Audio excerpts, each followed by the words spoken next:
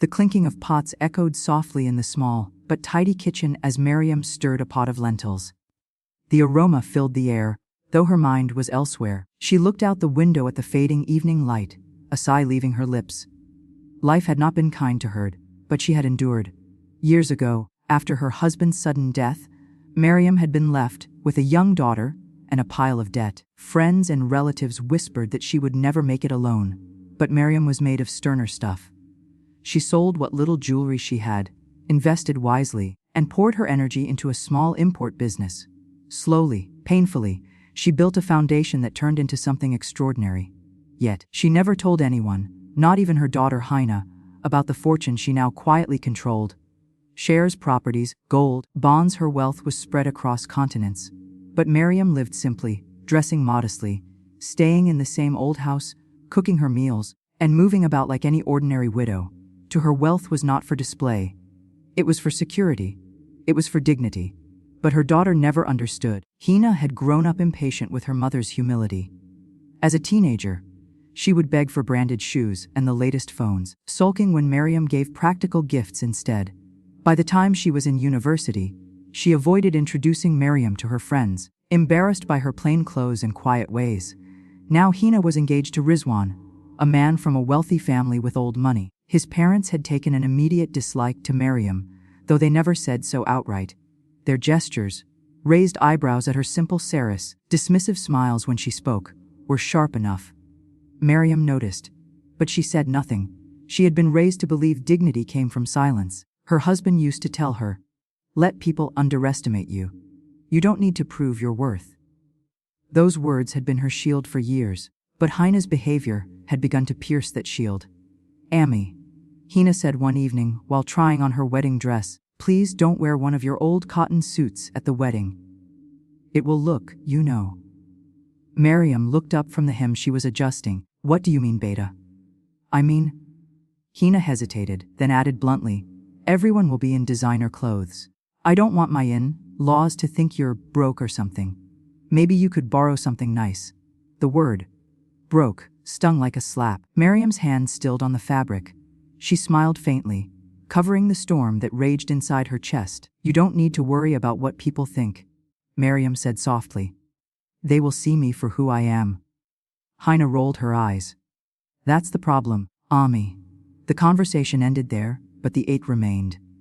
When Mariam went to bed that night, she opened her small iron safe and pulled out a folder. Inside were documents, proof of ownership of multiple properties, bank statements with numbers Hina couldn't even imagine, and deeds written in her name. Mariam traced her fingers over them slowly, her lips pressing into a thin line.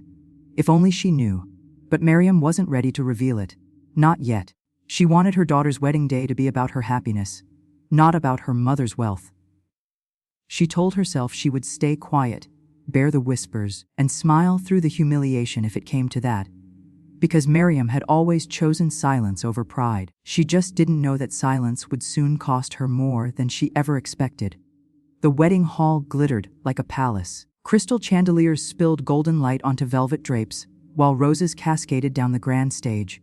Every detail screamed luxury, courtesy of Rizwan's wealthy family. Guests in shimmering silks and expensive suits filled the room, their laughter and chatter blending into a symphony of festivity. Mariam stood near the entrance, wearing a simple pale blue silk sari. She had chosen it carefully, one of the finest pieces she owned, though still understated compared to the jeweled gowns swirling around her. She clutched her small handbag tightly, her eyes sweeping the room for her daughter. Hina looked radiant on the stage in her crimson bridal dress, dripping in gold jewelry gifted by her in-laws. Rizwan beamed beside her, his sherwani embroidered in real silver thread. Together, they looked like a couple from a magazine cover. Mariam's heart swelled with pride, despite the distance that had grown between them. She had sacrificed everything for this moment. To see her daughter happy, celebrated, adored, that was enough for her. But the whispers had already started. "Is that the bride's mother?"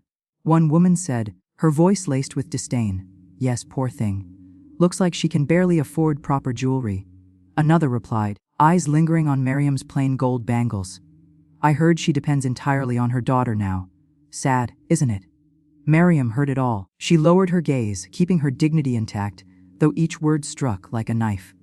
The ceremony passed in a blur of rituals and applause. Soon, the time came for speeches. One by one, family members stood with microphones, showering the couple with blessings and jokes. The groom's father spoke grandly about his son's accomplishments. The groom's mother boasted about the family's generations of wealth. Finally, it was Hina's turn. She rose gracefully, her diamond bangles jingling, and took the microphone. "Thank you all for being here on this special day," she began. "I'm so grateful to Rizwan's family for giving me so much love and for arranging this beautiful wedding." The crowd clapped. Mariam smiled proudly from her corner. Then Hina's tone shifted. She glanced at her mother with a tight smile. "And of course, I want to thank my Ammi," she continued. "She raised me alone, even though she never had much. We didn't have luxury growing up. Honestly, there were times I wished she had more. But she did what she could." A ripple of awkward laughter swept through the crowd. Mariam's smile faltered. Hina pressed on. "Everyone here knows my Ammi isn't rich. In fact, she's kind of broke. But she gave me all she could, her time, her love. And now, thanks to my new family, I finally know what it means to live with comfort." The word echoed. Broke. Laughter bubbled again, some forced, some genuine. A few guests tried to cover their smirks. The groom's relatives chuckled openly, nodding as if confirming what they had always suspected. Mariam sat frozen. Her heart pounded painfully, her throat closing. She forced her lips into a polite smile, though her eyes burned with unshed tears. Her daughter, the child she had bled for, sacrificed for, starved for, had just stripped her of dignity in front of hundreds. The speech ended with applause. Hina hugged Rizwan and handed back the microphone, her face glowing with satisfaction. Mariam excused herself quietly, slipping out to the garden where the night air felt heavy against her chest. She clutched the edge of a marble bench, fighting to breathe. Broke. A burden. That's what I am to her. The humiliation pierced deeper than any poverty ever had.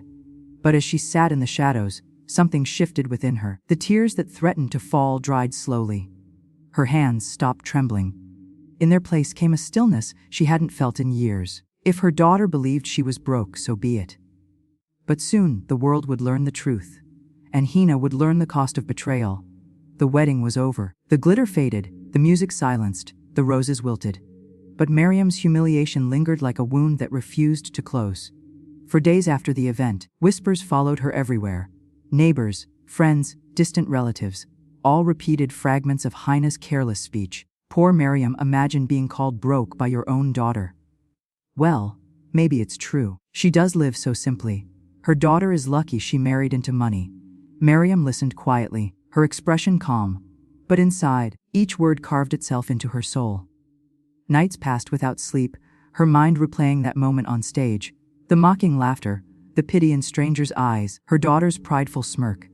She sat one evening at her old wooden desk, a small lamp casting a circle of light. Before her lay the folder she had opened so many times before: property deeds, investment accounts, gold certificates, company shares.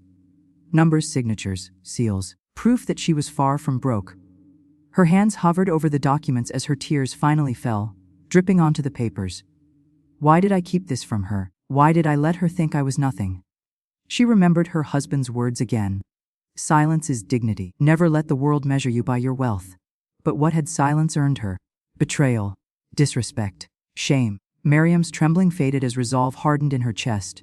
For the first time in years, she felt a fire rise within her. Not of anger alone, but of purpose. She began writing letters to her lawyer, instructions for trust funds, donations, wills. She carefully restructured her estate, transferring her wealth into causes she cared for: house scholarships for orphans, hospitals in her late husband's name, a women's shelter she had long dreamed of building. And then, most importantly, she signed papers excluding Hina from direct inheritance. It wasn't done out of hatred. It was done out of principle. Respect mattered more than blood. The next week, the city buzzed with unexpected news. Mariam Bibi donated 50 lakh rupees to the hospital project. Did you hear? She's the new sponsor of the orphanage school. Wait, are we talking about the same Mariam who was called broke at her daughter's wedding? The whispers turned. Pity was replaced by astonishment. Gossip became awe.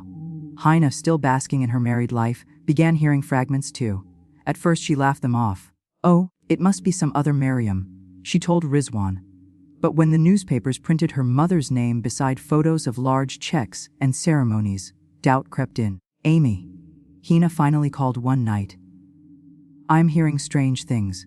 People are saying you've been donating large amounts. Where did you even get that kind of money?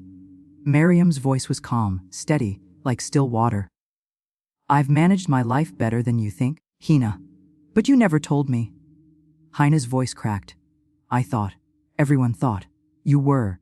She couldn't even finish, the word broke. Silence stretched. Mariam let it hang heavy.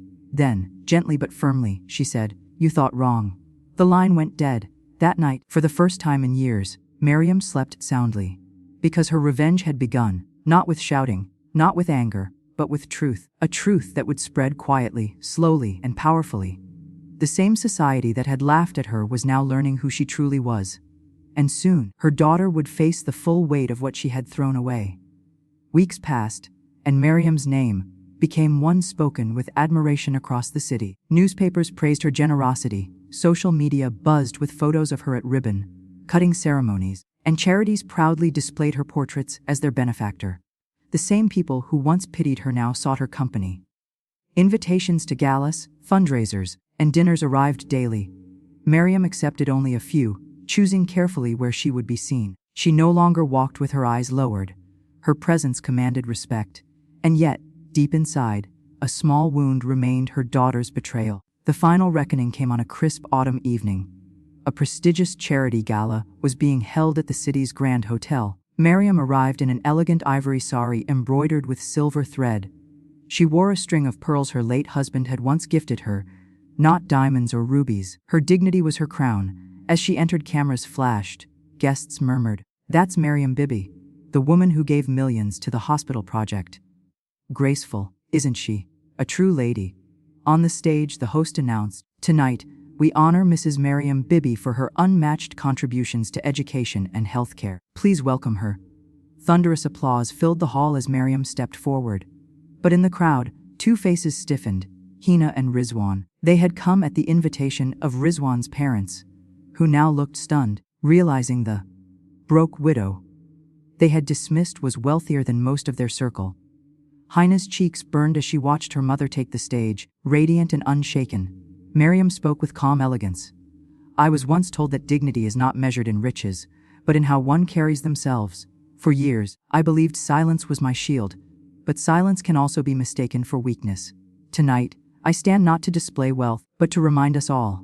Respect is the greatest inheritance we can give or receive. Applause roared through the hall. Afterward, as guests swarmed around Mariam, Hina pushed her way forward. Her face was pale, her eyes desperate. Ami, she whispered, pulling her aside. Why didn't you tell me? Why let me think you had nothing? Mariam looked at her daughter with calm, steady eyes. For a moment, she saw the little girl she once rocked to sleep, the child she had clothed and fed. Her heart ached, but her resolve remained firm. You called me broke, Mariam said softly. Not just in wealth, but in worth. You humiliated me in front of the world. Tears welled in Hina's eyes. I didn't mean. Mariam lifted a hand, silencing her. I gave you everything I had, love, sacrifice, and yes, even fortune, though you never knew it. But respect, Hina, respect is something no mother should beg for from her child. Her voice was steady, but her words cut sharper than steel. I have already decided where my legacy will go. To those who need it, to those who will honor it. You chose to shame me. So now, I choose to live my life without you in it. Hina gasped, her tears spilling. Ami, please don't do this. But Mariam only smiled sadly. This is not punishment, Beta. This is consequence. With that, she turned gracefully and walked away, greeted by guests who celebrated her strength, her generosity, her dignity. Hina stood frozen, her sobs muffled by the music, as she realized the depth of what she had lost. Not just fortune, but her mother's trust, her place in her mother's heart. And Mariam. For the first time in years, she felt free. Her revenge had not been loud, nor cruel, it had been just, sweet in its silence, powerful in its dignity. Because true wealth was never in gold or property, it was in self-respect. And that, Mariam knew, she had preserved forever.